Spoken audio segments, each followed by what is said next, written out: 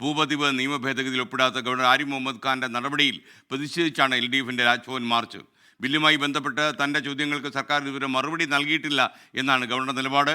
MG Pratheesh ചേരുന്നു തിരുവനന്തപുരത്ത് നിന്ന്. Pratheesh, good morning. ഗവർണർ ഈ ബില്ലിൽ ഒപ്പിടാത്തതിൻ്റെ കാരണം സർക്കാരും മന്ത്രിമാരും മുഖ്യമന്ത്രിയും ഒക്കെ മറുപടി കൊടുക്കാത്തതാണ് എന്നാണ് അദ്ദേഹം പറഞ്ഞു വയ്ക്കുന്നത്.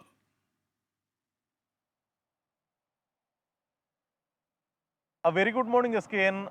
സംസ്ഥാന സർക്കാരും ഗവർണറും തമ്മിലുള്ള പോര് പുതിയ തലത്തിലേക്ക് എത്തി നിൽക്കുന്നു എന്നതാണ് ഏറ്റവും പ്രധാനപ്പെട്ട കാര്യം. കാരണം നേരത്തെ ഈ യുവജന സംഘടനകളായിരുന്നു ഗവർണറുടെ നിലപാടിനും നടപടികൾക്കുമെതിരെ പ്രതിഷേധവുമായി തെരുവിലിറങ്ങിയത് എങ്കിൽ ഇപ്പോൾ ഇടതുമുന്നണി തന്നെ നേരിട്ട് ഗവർണർക്കെതിരെ പ്രതിഷേധം തീർക്കുന്നു എന്നതാണ് ഇന്നത്തെ മറ്റൊരു സവിശേഷത. കാരണം ഇടതുമുന്നണി രാജ്ഭവൻ മാർച്ച് സംഘടിപ്പിക്കുന്നു. 10,000-ഓളം കർഷക സംഘടനാ പ്രതിനിധികൾ ഈ മാർച്ചിൽ പങ്കെടുക്കുമെന്നതാണ് ഇവരുടെ തന്നെ അവകാശവാദം. രാവിലെ 11 മണിക്കാണ് രാജ്ഭവനിൽ മാർച്ച് നടക്കുക. പ്രധാനമായും SKN നേരത്തെ സൂചിപ്പിച്ചതുപോലെ തന്നെ ഭൂപതിവ് ചട്ട നിയമ ഭേദഗതി നടപ്പിലാക്കാത്തതിനെതിരെ അല്ലെങ്കിൽ ആ ബില്ലിൽ ഗവർണർ ഒപ്പിടാത്ത നടപടിക്കെതിരെയാണ് വലിയ തരത്തിൽ പ്രതിഷേധമുണ്ടാകുന്നത്. നിരവധി കർഷകരെ അണിനിരത്തിക്കൊണ്ടുള്ള ഒരു പ്രതിഷേധ പരിപാടിക്കാണ് ഇടതുമുന്നണി ഇന്ന് നേതൃത്വം നൽകുന്നത്. മാത്രമല്ല, ഈ കർഷക സംഘടനകളുടെ മാർച്ച് നടക്കുന്ന ഈ സമയം ഗവർണർ രാജ്ഭവനിലില്ല എന്നുള്ള പ്രത്യേകത കൂടിയുണ്ട്. ഇന്നലെ വൈകിട്ട് 6:30 കൂടിയാണ് രാജ്ഭവനിൽ നിന്ന് ഗവർണർ ആലുവയിലേക്ക്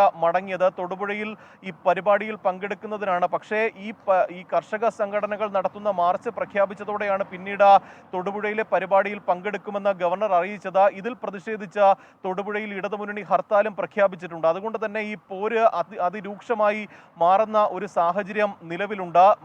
ഒപ്പം ഈ ബില്ലുകളിൽ ഒപ്പിടാത്ത നടപടിക്കെതിരെ പലതവണ ചോദ്യങ്ങൾ ഉയരുമ്പോഴും ഗവർണർ ആവർത്തിക്കുന്ന കാര്യം തനിക്ക് മന്ത്രിമാരോ മുഖ്യമന്ത്രിയോ കൃത്യമായി മറുപടി നൽകുന്നില്ല എന്നതാണ്. ഈ ഭൂപതിവ് ചട്ട നിയമ ഭേദഗതിയുമായി ബന്ധപ്പെട്ട് ഇന്നലെയും മാധ്യമപ്രവർത്തകർ ഗവർണറോട് ചോദ്യം ചോദിച്ചിരുന്നു. അതിൽ ഗവർണർ പറഞ്ഞ മറുപടി, ഇതിൽ ചില പരാതികൾ തനിക്ക് ലഭിച്ചിട്ടുണ്ടെന്നും സർക്കാരിനോട് വിശദീകരണം തേടിയെങ്കിലും വ്യക്തമായ മറുപടി സർക്കാരിന്റെ ഭാഗത്തു നിന്ന് ഉണ്ടായിട്ടില്ല എന്നതുമാണ്. അതായത് ഈ സർക്കാരുമായി യാതൊരു വിട്ടുവീഴ്ചയ്ക്കില്ല എന്ന് ഗവർണർ ഉറച്ചു പറയുന്നു. ഒപ്പം ഗവർണറുമായി വിട്ടുവീഴ്ച വേണ്ട എന്ന ഇടതുമുന്നണിയും നിലപാടെടുത്തിരിക്കുന്നു. അതുകൊണ്ട് തന്നെ ഇനി മുന്നോട്ടുള്ള കാര്യങ്ങൾ എങ്ങനെയാകുമെന്നതാണ് വലിയ ആശങ്കയുണ്ടാക്കുന്നത്. കാരണം നിയമസഭാ സമ്മേളനം അടുത്തിരിക്കുന്നു. ബഡ്ജറ്റ് സമ്മേളനത്തിന് ഇനി അധിക ദിവസങ്ങളില്ല. നേരത്തെ തന്നെ നയപ്രഖ്യാപന പ്രസംഗം നടത്തുമെന്ന് ഗവർണർ അറിയിച്ചിട്ടുണ്ട്. പക്ഷേ ഈ നയപ്രഖ്യാപന പ്രസംഗത്തിൽ ചില ആശങ്കകൾ സർക്കാരിന് ഇപ്പോഴുമുണ്ട്. സ്വാഭാവികമായും നയപ്രഖ്യാപന പ്രസംഗത്തിൽ കേന്ദ്ര സർക്കാരിനെതിരായ വലിയ വിമർശനങ്ങൾ ഉണ്ടായിരിക്കാം. അപ്പോൾ ഈ പ്രസംഗം ഗവർണർ വായിക്കുമോ എന്നത്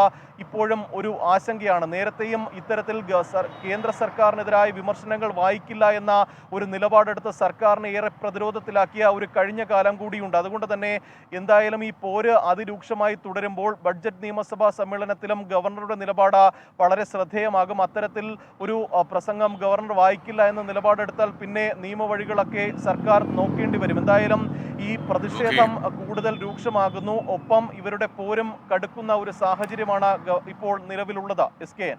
okay, thank you MG Pratheesh. 24 അഞ്ചിന്റെ വജ്രത്തിളക്കം.